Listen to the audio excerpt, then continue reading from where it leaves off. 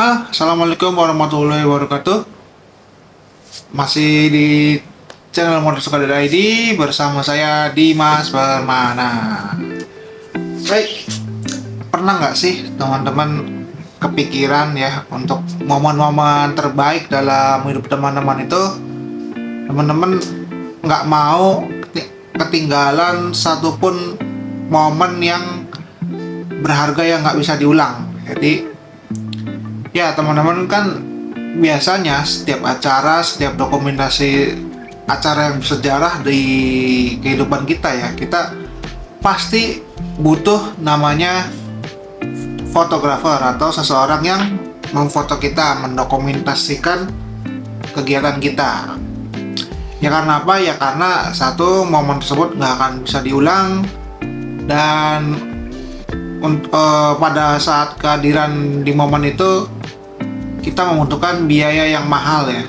Contohnya kayak foto wisuda ya kan.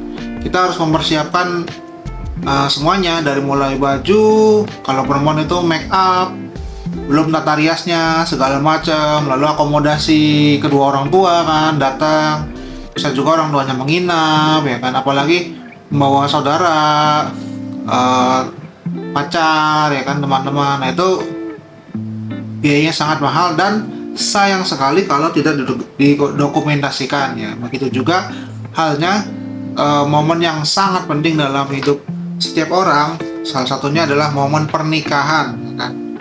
Di momen pernikahan itu pastinya persiapannya sudah makan tenaga, makan biaya, lalu menghabiskan pikiran ya, banyak sekali pikiran dan ide-ide yang harus dilakukan ya, berkoordinasi setiap keluarga. Nah ini kejadian acara pernikahan itu sendiri pasti butuh yang namanya, dan wajib ya, yang namanya jasa foto maupun jasa video ya kan.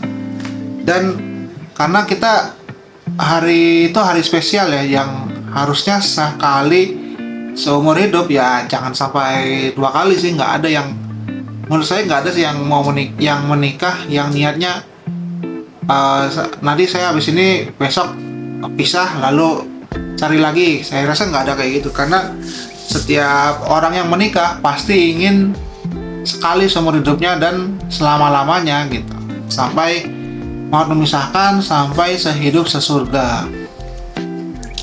Baik, di pernikahan itu lebih kompleks ya, karena melibatkan uang yang dalam jumlah yang nggak sedikit ya, nggak sedikit ya, karena untuk makanan aja 100 orang katakanlah berapalah, bisa teman-teman bisa hitung sendiri.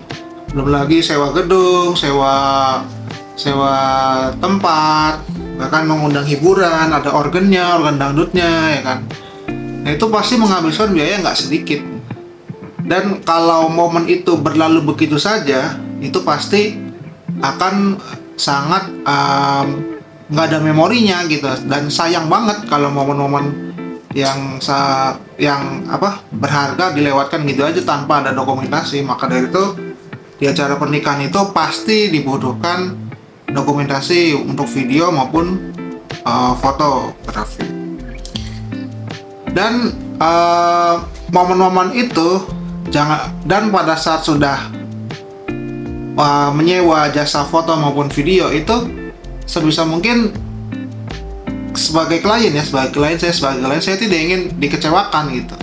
Saya ingin makeupnya kan ya, makeupnya yang bagus untuk perempuan ya. Untuk laki-laki ya manglingi gitu, biar terlihat ganteng, keren, gagah gitu. Dan bajunya, dari mulai bajunya pun ya pasti yang terkeren lah di momen itu, karena kita kan jadi pusat perhatian gitu. Kalau cowok pakai jasnya yang keren, yang gagah, dan perempuan pun pakai kebaya dengan riasan, ada Jawa segala macam. Itu sebisa mungkin kita klien ya jadi raja lah sehari ya kan, walaupun setiap harinya ya kita sebagai manut-manut saja gitu sama bos di pekerjaan, atau manut dengan siapa gitu. Dan karena di hari pernikahan itu yang jadi rajanya ya pengantinnya itu sendiri gitu. Maka dari itu pengantin merasa spesial itu adalah hal yang wajar dan sangat wajar, karena ya ini akan menjadi momen spesial bagi saya sendiri, misalkan saya yang menikah gitu ya. Dan itu pun tidak ingin kecewa, sedikit pun tidak ingin kecewa gitu, karena ya pada umumnya ya setiap acara pernikahan itu ada dari awal sampai akhir kan ada rundownnya gitu, sebisa mungkin sesuai rundown acara, sesuai yang direncanakan, detil-detilnya segala macam, bisa acara yang dilakukan sendiri maupun acara dengan wedding organizer ya. Baik, di salah satu video ini ya, jadi saya ingin membahas dari studi kasusnya dari satu video ini. Jadi beredar video yang seorang sepasang pengantin ya, tapi yang kecewa sih di video ini kayak diutarain sama pihak ceweknya ya, Pak, pihak wanitanya. Jadi di video ini ada seorang klien ya, pengantin wanita itu, dia protes karena hasilnya tidak sesuai yang dia inginkan gitu. Jadi mungkin menurut dia ya, dan menurut kita juga, kita sudah keluar makeup mahal-mahal ya kan, sudah keluar dekorasi yang yang keren segala macam, tapi itu tidak sesuai hasilnya dengan yang kita pikirkan gitu. Kita pasti punya referensi ya, kalau lihat foto-foto pengantin, saya pengen punya foto kayak gitu. Wah, angle-nya bagus, estetik, di bayang kita pengennya seperti itu gitu, yang keren, yang estetik, yang kita terlihat lebih ganteng dan lebih cantik dari biasanya gitu.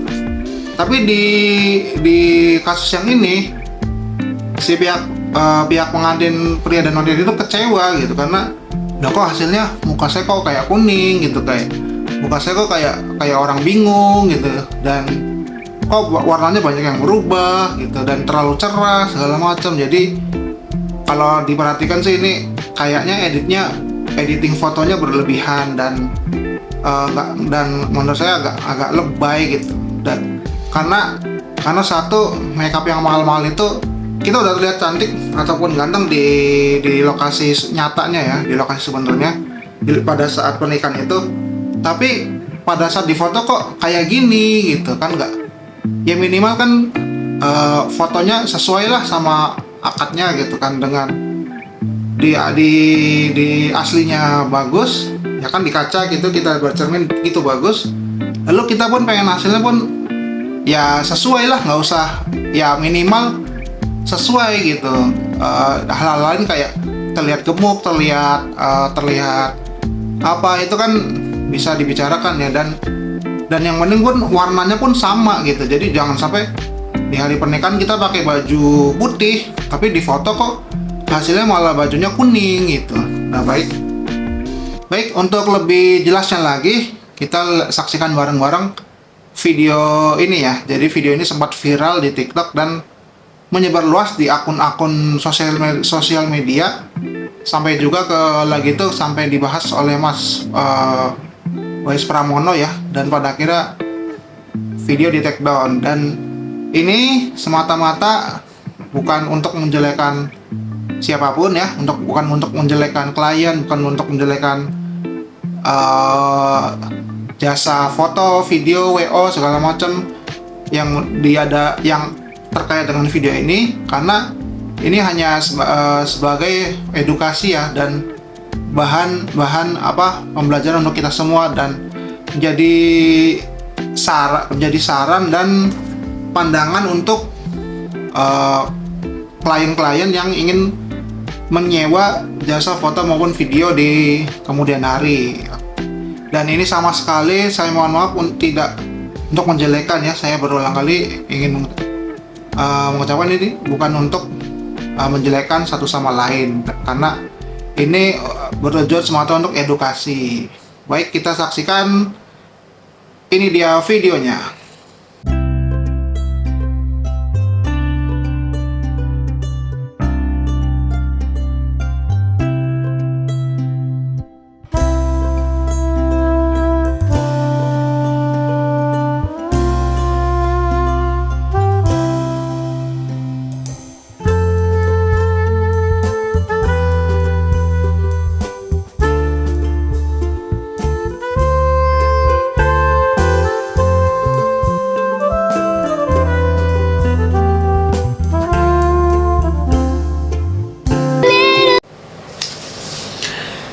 Oke, bagaimana teman-teman setelah melihat video tadi? Jadi video yang muncul itu sudah banyak beredar ya di sosial media, ada di Facebook ada, di Instagram ada, dan beberapa sih minta di take down ya. Jadi ini selagi masih ada ya, kita coba untuk untuk membahas, tapi bukan berarti kita ingin menjelek-jelekan siapapun di video itu ya, baik itu pihak fotografer, klien atau siapapun ya. Baik, untuk selanjutnya apa sih yang kita tangkap dari video tadi ya? Yang pasti di video tersebut klien mencurahkan isi hatinya bahwa dia kecewa dengan hasil foto pernikahannya yang tidak sesuai dengan yang dia harapkan ya. Jadi kayak ada kreativitas dari fotografer yang pengen menyajikan fotonya dengan lebih unik, lebih kreatif, tapi jadinya klien merasa itu terlalu berlebihan gitu. Sebenarnya itu bagus untuk fotografernya karena dia berani untuk menampilkan sisi kreatifnya ya. Tapi yang pasti dari video tersebut kita bisa lihat bahwa yang pertama, klien kecewa dengan hasil fotonya, khususnya dari pose fotonya. Jadi ada di keterangannya itu klien merasa belum siap difoto tapi sudah difoto gitu. Jadinya kayak lagi merenung kan, nggak melihat kamera, kayak foto candid gitu, nggak siap. Jadi kayak ini posenya lagi memikirkan biaya resepsi yang mahal gitu, bukannya lebih menonjolkan sisi-sisi bahagia yang lain, kayak misalkan foto sambil senyum dengan buku nikah misalnya, dengan pose-pose romantis, itu ternyata nggak ada, dan itu klien kecewa di situ. Jadi klien kecewa dengan pose fotonya yang nggak diambil di saat yang tepat gitu, malah cenderungnya candid. Dan yang kedua, yang khususnya klien pihak pengantin perempuan itu kecewa dengan hasil makeupnya yang nggak jadi gitu. Jadi pihak klien perempuan sudah memilih makeup artisnya yang dia inginkan gitu. Dia sudah puas dengan hasilnya karena dia tampak lebih cantik, manglingi. Tapi ternyata di foto malah nggak kelihatan gitu, nggak keluar hasil makeupnya. Di situ kan klien sudah bayar mahal-mahal, sudah berekspektasinya tinggi, dia bakal terlihat cantik di foto pernikahannya, tapi jadinya fotonya malah over gitu, nggak fotonya warna makeup aslinya nggak keluar karena ya itu ditambah-tambahin oleh oknum fotografernya itu. Jadi terlalu kreatif, jadi mungkin pengeditornya tidak ikut merasakan, tidak mempertimbangkan apa yang diinginkan klien gitu. Dan yang ketiga itu klien kecewa dengan warna bajunya. Jadi kan biasa kan kalau pihak calon pengantin kan milih-milih baju ya sesuai yang diinginkan. Jadi saya pengen baju yang warna desain yang ini, pengen warna yang ini. Lalu pihak calon pengantin pria juga dipilihkan baju yang ini gitu. Udah dipikirin matang-matang tuh. Jadi pengen matching-matchingin di hari H. Jadi biar terlihat sesuai yang diinginkan. Jadi kalau pengantin sukanya warna hijau, ya pengennya nanti nikahnya warna hijau. Pengantin sukanya warna putih, pengennya putihnya yang seperti dibayangkannya gitu. Jadi putih seperti bidadari gitu. Nah itu hal yang penting bagi pengantin itu. Jadi baju yang sudah dipersiapkan itu di foto yang tadi ya, di hasil oknum editor tadi itu malah warnanya keluar dari jalur aslinya gitu. Harusnya warnanya putih ya, atau warnanya coklat atau marun, malah berubah jadi lebih terang, lebih gelap, malah menurut pengantin itu terlihatnya sangat aneh gitu. Itu wajar karena udah jauh-jauh hari menginginkan warna, misalkan warnanya merah, kenapa yang keluar di hari H di fotonya itu malah jadi merah marun gitu kan, merah muda mungkin gitu. Kok dari hijau malah terlihat seperti biru gitu. Nah itu kan di situ pengantin ya pantas sih untuk kecewa karena tidak sesuai yang diharapkannya gitu. Lalu yang keempat itu klien kecewa dengan tone fotonya. Jadi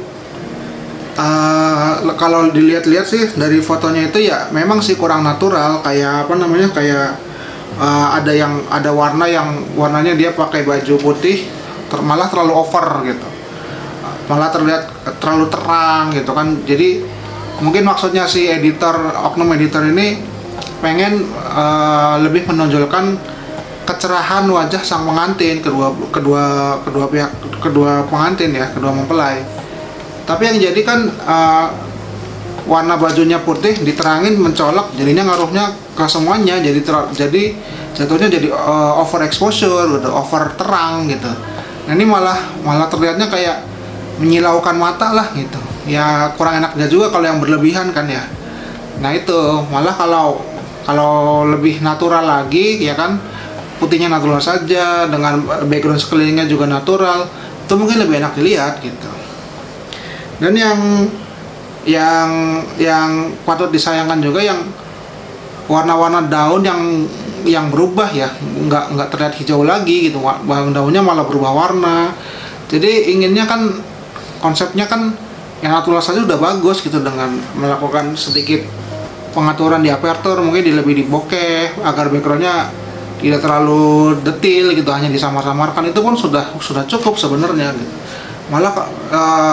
Malah backgroundnya tetap terlihat, udah gitu backgroundnya malah warnanya berubah gitu. Backgroundnya misal backgroundnya daun, bukannya disamarkan tapi jelas gitu kan, malah warna daunnya itu malah berubah, nggak hijau lagi. Nah itu kan yang dilihat, kalau orang yang melihat foto kan jadi nggak nyaman gitu. Loh kok daunnya kok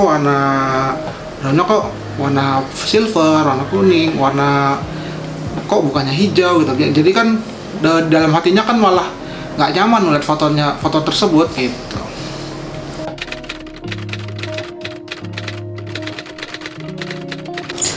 Baik, setelah melihat video tadi ya, kita ya mungkin ada yang dari beberapa teman-teman yang menjelekkan pihak fotografernya, entah yang salah menurut teman-teman pihak mempelainya atau keluarganya tidak memberitahu, tidak memberi saran. Jadi di sini saya ingin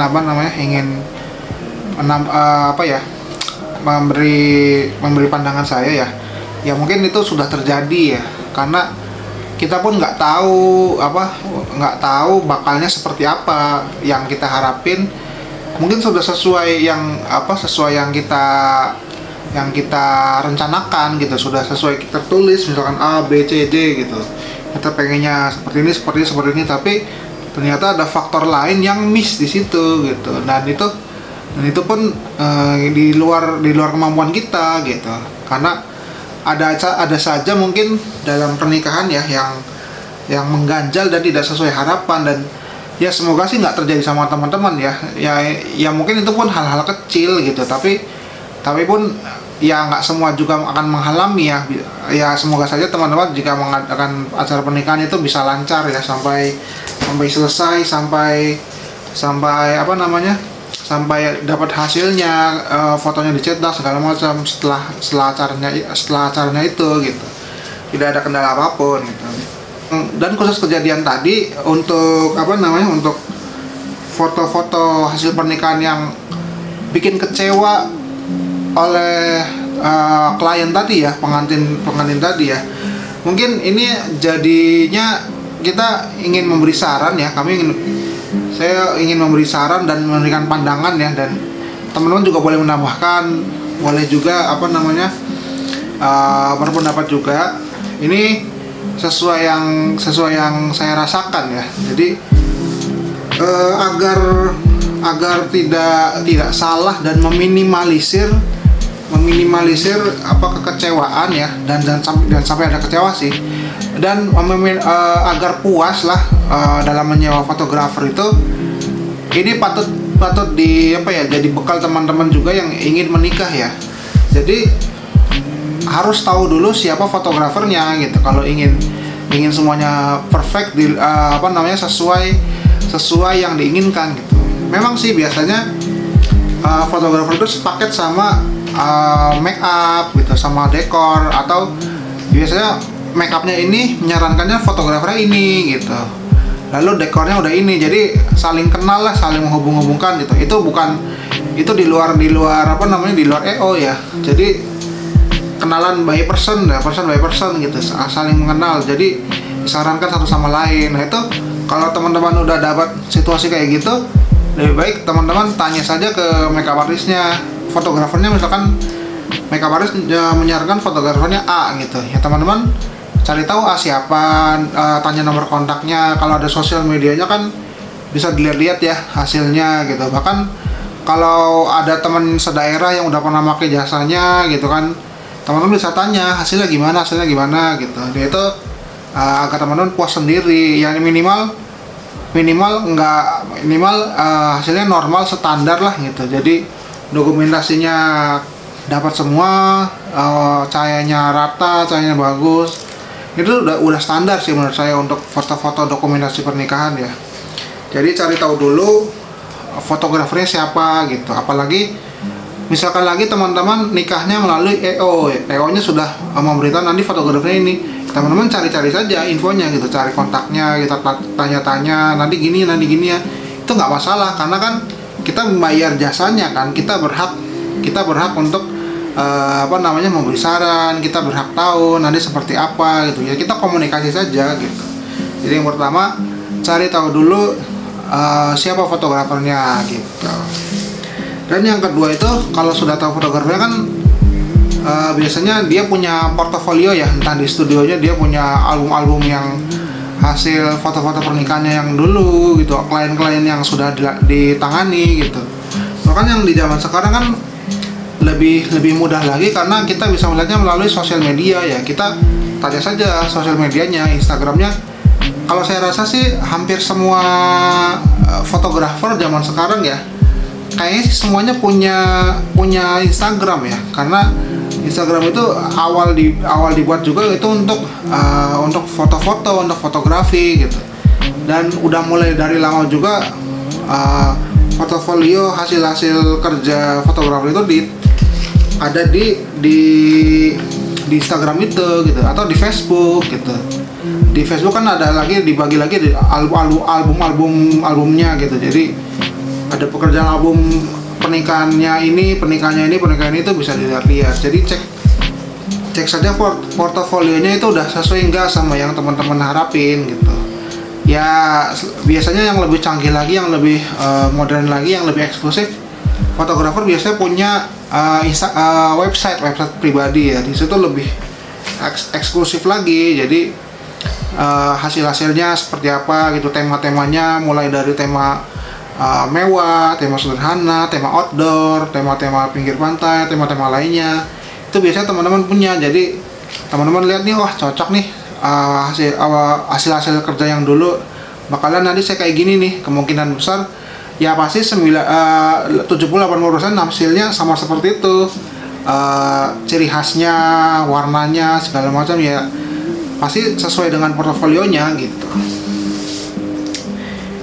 Yang ketiga itu, teman-teman itu sebenarnya bisa loh request sama fotografernya gitu. Jadi kalau misalkan teman-teman ada referensi tuh foto pernikahannya tuh pengen kayak gini gitu, ada mulai dari dirias gitu, mulai persiapan, mulai pakai jas gitu, memakai jas lengkap, itu teman-teman bisa komunikasikan saja gitu. Walaupun sebenarnya fotografer beberapa diantaranya juga udah punya SOP seperti itu. Jadi fotografer biasanya mau ngetahuin yang sudah berpengalaman, yang sudah paham momennya gitu, yang ngerti banget momen-momen pernikahan. Biasanya fotografer datang jauh-jauh lebih pagi ya, lebih awal dini apa untuk tahu, untuk memotret persiapannya gitu. Jadi dari mulai makeup artisnya datang, ada di awal-awal persiapan make up gitu kan, biasanya make up dari jam 2 jam 3 pagi gitu kan. Nah, itu biasanya ada dokumentasinya juga gitu. Itu untuk fotografer yang rajin ya, tapi minimal fotografernya itu on time datangnya ya jauh-jauh sebelum acara dimulai gitu, untuk foto-foto sekitar, untuk adaptasi lingkungan sekitar. Itu fotografer yang bagus itu seperti itu. Jadi kalau fotografernya datangnya telat, nah itu patut dipertanyakan gitu. Jadi nggak ada apa namanya, loyalitas gitu untuk pekerjaannya itu gitu. Nah di situ teman-teman bisa misalkan bisa request tuh, pengen fotonya kayak gini gitu. Jadi ada foto yang teman-teman tahu gitu, pengen fotonya kayak sambil apa namanya, sambil digendong gitu, digendong di pundak, ceweknya digendong di pundak suami gitu. Ya request kayak gitu, itu nggak masalah. Terus teman-teman misalkan cewek sukanya angle-nya sebelah kanan nih gitu, jadi kalau di foto sebelah kiri kayaknya kurang bagus, saya maunya kanan aja, ya itu nggak apa-apa gitu. Karena kan kalau kita lebih baik kita ngomong aja ke fotografernya ketimbang kita pendem, kita nggak keluar yang kita mau gitu kan. Lebih baik ngobrol aja, komunikasikan gitu ya. Yang dan request lainnya kayak, mas nanti fotoin candid ya, fotoin ini orang tua saya ini gitu, lebih enak lagi sebenarnya. Walaupun agak ribet, tapi itu bikin puas lah, karena kita bisa apa namanya, memberitahu apa yang kita mau ke fotografer itu gitu. Itu yang ketiga, jadi kita request aja yang kita mau fotografer. Yang keempat itu, kalau ada itu fotografer backup. Nah ini sebenarnya satu dari 10 atau dari 100 sih kasus-kasus yang harus ada backupnya. Jadi maksudnya gini ya, klien udah nyewa fotografer ya, udah lengkap nih 2 fotografer, tapi kalau kliennya merasa was-was ya, jaga-jaga biar kalau ada sesuatu yang di luar kehendak ya, di luar dugaan, dokumentasi masih ada gitu. Biasanya fotografernya itu meminta temennya atau meminta anak buahnya yang bisa foto gitu untuk fotoin diam-diam lah. Atau biasanya keluarga tuh pasti dari satu orang anggota keluarga ya, entah paman, entah om, entah adik, sepupu gitu. Biasanya tuh ada yang punya satu orang yang hobinya motret. Itu saya sering ngeliat juga. Jadi keluarga besar pasti ada aja satu orang yang punya kamera bagus gitu, yang tahu-tahu dia punya Sony Alpha 4 gitu, yang ya dia hobi, dia punya uang, dia beli itu. Ada sih, pasti ada itu apa, anggota keluarga yang punya kamera gitu. Nah itu bisa juga minta tolong ke anggota keluarga itu buat fotoin gitu dari belakang ya, beberapa lah, mungkin momen-momen inti, terus momen-momen yang candid gitu, momen-momen yang dia tahu keluarganya sendiri gitu. Jadi fotoin keluarga sendiri gitu, dia tahu apa nih, semuanya harus ada di foto gitu. Jadi backup dari keluarga gitu, atau backup dari anak buah yang misalkan anak buahnya jago foto, ya kamu foto-foto deh biar buat backup, siapa tahu ada yang kurang gitu ya kan. Secara acara sudah dibikin mahal-mahal ya, sudah mengundang tamu, sudah nyewa gedung, sudah mengeluarkan biaya banyak. Kalau ada momen yang kelewat aja itu udah apa namanya, udah nyesek lah, udah bakal nyesel gitu ya. Ketimbang nyesel di kemudian hari, ya udah aja kita minta backup, fotoin orang, minta tolong fotoin teman, kerabat, anak buah segala, atau yang dekat-dekat buat bantu fotoin gitu. Tapi itu sifatnya nggak wajib, saya hanya membackup saja gitu. Jadi kayak momen yang utama gitu, kayak foto keluarga besar itu harus ada. Kayak momen yang ya setiap rangkaian acara sih ada backupnya lah minimal gitu. Tapi ini nggak wajib sih. Apalagi kalau misalkan fotografernya, kita lihat nih fotografer udah datang nih, biasanya kan Mbak, pagi-pagi fotografer datang, Mbak saya dari fotografer Aladin Studio misalkan ya, contoh ya, Aladin Studio ini dengan kru saya, ada lightingnya ini, ada ini nih. Kalau teman-teman lihatnya ada fotografernya ada 2, 3, 4, itu ya sudah tenang, nggak usah ada backup juga gitu, karena pasti ya salah satu itu saling membackup lah. Ada yang biasanya fotografer itu ada bagian yang apa namanya ya, khusus formal ya, standar foto-foto tegak lurus, lurus apa ya, foto dari depan lah yang standar, yang formal gitu. Ada juga fotografer yang biasanya pihak jasa studio foto itu yang candid gitu, candid moment gitu. Jadi yang foto-foto yang nggak formal gitu, foto candid, foto-foto di luar kayak foto bridesmaid ya, yang jagain souvenir, foto-foto detail lah, yang motoin orang-orang masak gitu. Jadi ketiga hal itu penting ya kalau untuk teman-teman yang pengen menyewa jasa fotografer, biar nggak kecewa, biar nggak nyesel di kemudian hari. Jadi ada 4 itu solusinya. Teman-teman bisa cari tahu siapa fotografernya ya, cari tahu siapa biodata, profil segala macam. Yang kedua portofolio ya, hasil kerjanya selama ini.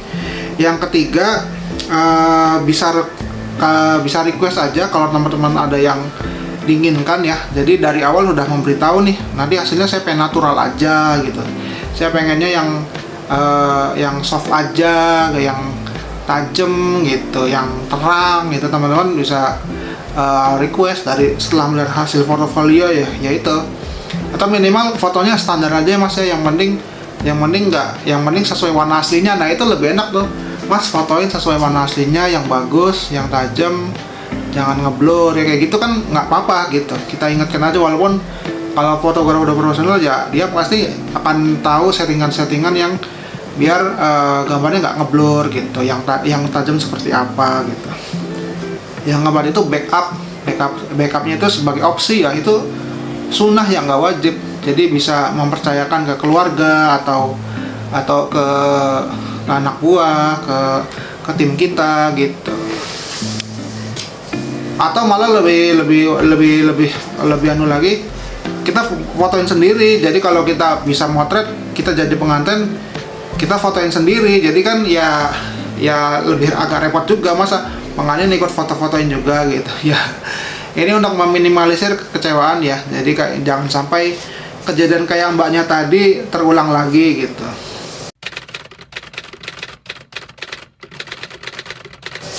Nah,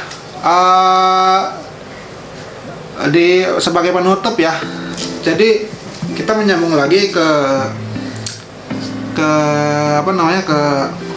kasus mbaknya tadi ya, yang mbak klien yang kecewa itu, yang di video awal tadi itu gimana sih akhirnya gitu kan. Nanti banyak juga mungkin teman-teman yang mau tanya, nah jadinya kayak apa nih ujungnya gitu, ada klarifikasinya nggak sih gitu. Jadi kalau teman-teman bisa lihat juga di akun ininya ya, akun TikToknya ya. Jadi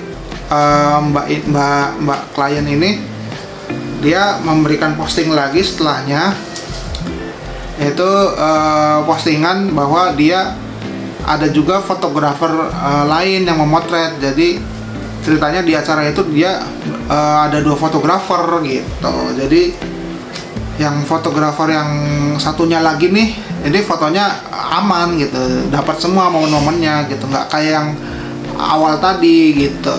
Jadi mbaknya ini pakai opsi yang pakai solusi yang nomor 4 tadi tuh. Mbaknya ini punya ada backupnya, yang mungkin backup fotografernya entah memang memperkerjakan 2 fotografer atau memang fotografernya ada 2 gitu ya. Itu kan mbaknya yang tahu. Yang pasti mbaknya ini ternyata fotografernya ada backupnya, jadi nggak terlalu kecewa lah gitu. Jadi momen-momen yang foto-foto yang over tadi ketutup sama foto-foto yang jadi ini gitu ya. Mungkin biar lebih jelasnya teman-teman bisa lihat video ini.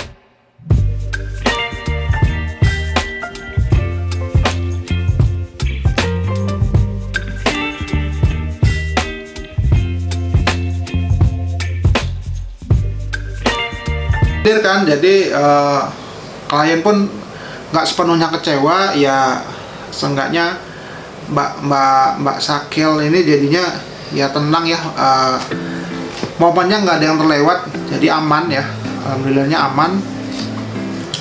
Ya di posting-postingan selanjutnya diperhatikan ya mbaknya nggak lagi mempermasalahkan ya untuk foto-foto yang error tadi di video awal tadi gitu, yang dia kecewa karena fotonya over tone-nya over ya.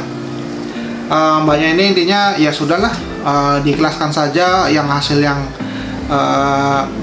hasil yang hancur tadi lah.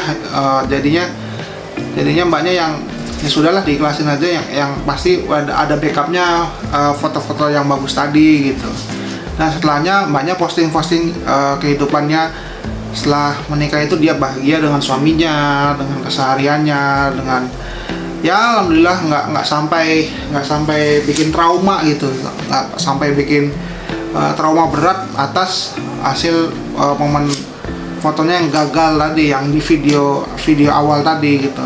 Mbaknya udah ada backupnya dan aman-aman saja sih gitu. Oke, sekian dulu video dari saya ya. Semoga jadi pertimbangan, jadi masukan teman-teman yang ingin meng-hire fotografer untuk acara weddingnya ya. Pernikahan itu sesuatu yang sakral, sekali seumur hidup, amin ya, jangan sampai terpisahkan kecuali oleh maut ya. Semoga juga rukun sampai selama-lamanya ya, sakinah mawaddah warahmah. Dan yang paling penting lagi, fotonya itu ya sebagai momen yang akan direkam sampai punya anak cucu nanti, itu usahakan teman-teman jangan sampai salah mengambil pilihan gitu. Jadi kalau teman-teman pengen survei di kota teman-teman, biasanya banyak tuh, misalkan teman-teman daerahnya domisilinya di Solo, cari aja hashtag fotografer Solo. Kalau teman-teman ada di Bandung, cari aja hashtag fotografer Bandung ya kan. Itu diklik bakal keluar semua tuh hasil fotografer rekomendasi kayak gitu. Atau bisa juga tanya-tanya ke teman-teman yang biasanya promosi dari mall ke mall itu yang terpercaya gitu, karena udah ngerasain sendiri teman-temannya itu gitu. Jadi misalkan disarankan fotografernya ini saja, ini bekas dulu pernah motoin saya, hasilnya keren kok gitu, ada estetiknya, ada candidnya gitu, ada estetik, ada ada pakai tema-tema gitu. Fotografer pun biasanya rekomendasinya fotografer A ini ramah, fotografer ini baik kok, dia senyum, dia sabar orangnya, kayak gitu-gitu. Hal-hal kecil yang bakal direkomendasiin, yang bakal direkomendasiin sama teman-teman klien, teman-teman semua ya, jadi belibet ya. Jadi yang direkomendasiin oleh teman-teman ya, itu lebih enak juga gitu. Jadi ya 90% bakal terpercaya lah, karena sudah dibuktikan sendiri oleh teman-teman itu gitu ya. Semoga teman-teman bisa dapat ya maksudnya dari yang kita udah jelasin tadi ya. Oke, mohon maaf atas barangkali ada salah ucapan, dan mohon maaf juga foto yang video awal tadi tidak bermaksud sama sekali untuk menjelekkan pihak manapun ya. Ini sebagai bahan edukasi dan bahan, semoga juga kalau ini bermanfaat, semoga amalannya, pahalanya pun sampai ke klien pemilik video tadi gitu, Mbak Sakil tadi gitu. Oke, terima kasih sudah menonton. Kalau teman-teman merasa ini bermanfaat, bisa membagikannya. Jangan lupa like juga. Oke, sampai jumpa di video selanjutnya. Assalamualaikum warahmatullahi wabarakatuh.